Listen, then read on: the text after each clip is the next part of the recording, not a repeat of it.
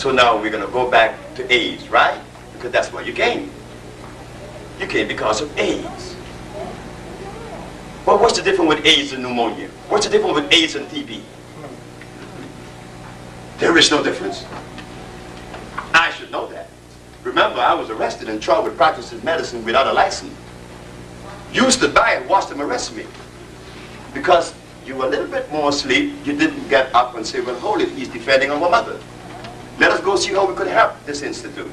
But no, the institute, I especially was arrested and charged with practicing medicine without a license because I said what? I cure AIDS, blindness, diabetes, lupus, herpes, sickle cell.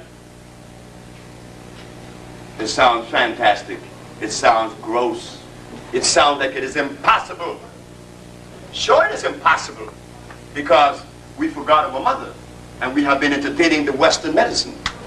Western medicine said that there's no cure for any disease. Didn't we believe it?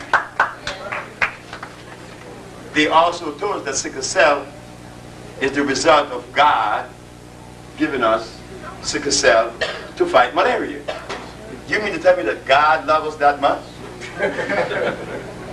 You mean to tell me that God gave us sickle cell to fight malaria? Gave us a disease to fight another one? How does that sound to you? It is crazy.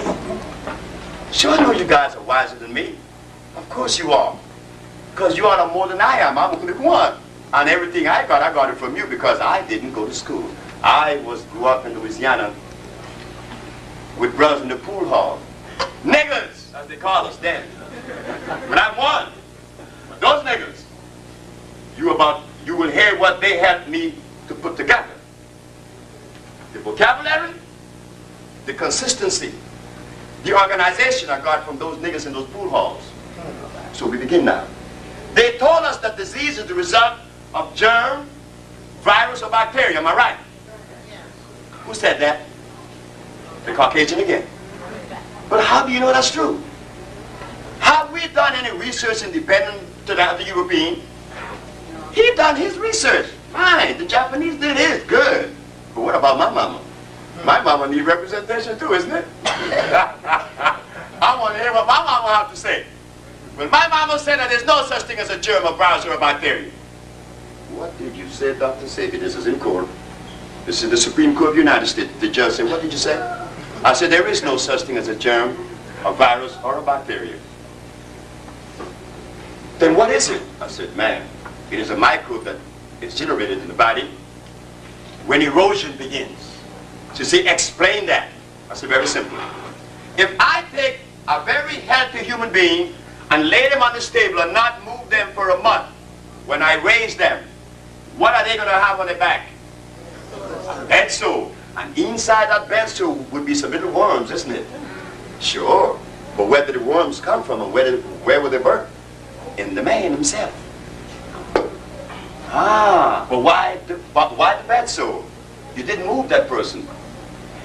That part of him was lacking of oxygen. You never see bed sore on the top of the person. You see them on the bottom. The deprivation of oxygen causes all disease. The big mystery. You see how quick you learn that? Every disease that is manifested is caused by the deprivation of oxygen. You have it with a very healthy man. Lay him down and not move him. You will get a bed sore. I said, and Your Honor, if I take a potato, place it inside of an oxygen-free vesicle, a vessel, 14 days later, you begin to see it break down. And then you see little worms coming out of the potato. Where did the worms come from? From across the street and invaded your potato? Or from inside the potato? From inside the potato. So when they talk about this virus, you think that it was something that you inhale in the air. No, because we were misled. The information that we all have had is sitting in our heads came from who?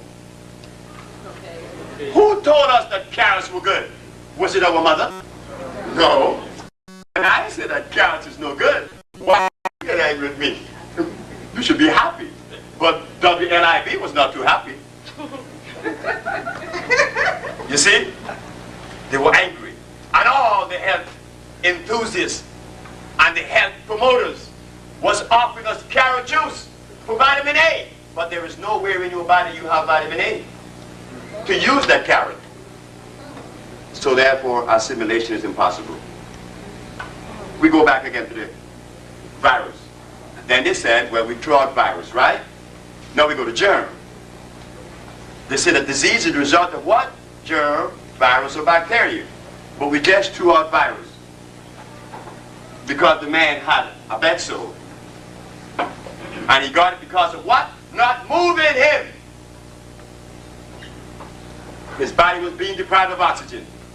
Now we go internal. When those cells cease to receive oxygen, they break down. And depending where the erosion is taking place, what disease you would have. If the erosion is in the nostril, it is what? Sinusitis. If it's in the bronchial tubes, it's bronchitis. If it's on the lung, it's pneumonia.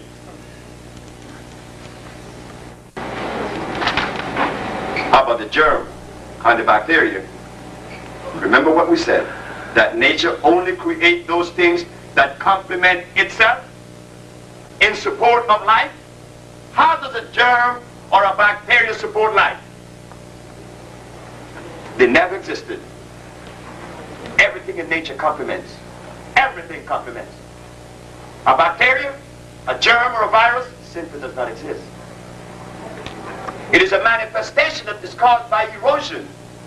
But the erosion is caused by mucus, and the mucus came from the food that you eat, the stuff that they told us to eat. After all, it's been 400 years since I had food. Been 400 years since we ate anything. Because remember, when they took us from Africa, did they bring our food with us? No. They gave us starch. They gave us meat. And if you didn't eat it, they bust your teeth out. They break your teeth out. Now here we are, children of those sick people, and then we spiritual. I mean, what that word means. Spiritual. In a state of confusion, in a state of ill health. If you're going to tell me, have the nerve to tell me you're spiritual. Behave yourself. Behave yourself. To be cosmically in tune is to only indulge in those things that complement you and us. Complement your body. Once you're in that state, you accomplish anything, because I want to be on the journey for how long? 26 years, and I'm curing AIDS. So imagine if we had stayed on the journey 400 years. Put that into a meaningful perspective. If I, who've been on the journey only 26 years, is able to cure AIDS, what would we do if we had stayed on the journey 400 years? And all I did was to start eating the garbage. Sometimes.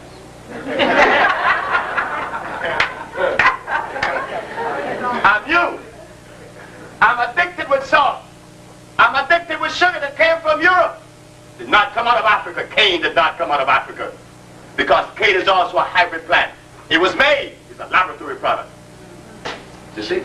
African did not eat in the laboratory products. So it's so big mystery. So we go back to AIDS again. So what is AIDS? Mucus in the lungs. That's all it is. So don't get frightened. I should know. 2 men of them have been cured by us. But they negate us. The white man negate us. But that's right. He's supposed to, because I'm not white. But you don't know, and I'm negated by you too. Between a rock and a hard place. No, it's not cute. It is nice. AIDS is the result of your immune system being compromised. And the only thing that causes the body to go into erosion is acid. Not alkaline, acidity. And for the body to be acid, one has to ingest foods that brings about that erosion, acid foods. That's all. It breaks down the immunological system, which is what? The lymphatic system, the blood, and the skin. That's all. So what do we do? There's mucus in the lungs. There's mucus in the whole system. So what a sensible person would do? No, am I a scientist? I'm a plumber. You see, I clean the shit house.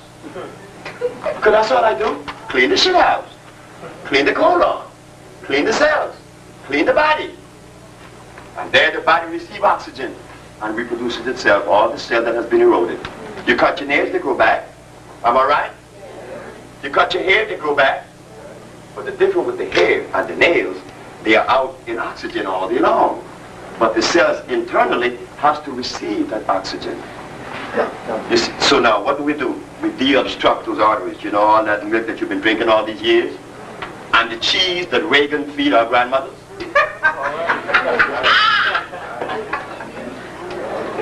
You know, cheese.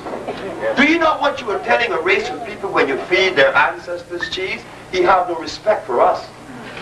He has no respect for us when he feed our parents cheese. He's saying that we are too dumb to realize that he's poisoning our mothers and our grandmothers. That's what he's saying, that you're too dumb to realize that. And she is likewise helpless to eat it. No respect. No respect. And then you tell me I'm arrogant. When I'm seeing the state of the race, I'm arrogant. I mean, I wish I was arrogant. I can't be arrogant with you. You and me and I'm you. If I'm arrogant to you, then I'm arrogant to myself. I don't love you. No, I don't love you. I am you, whether I love you or not.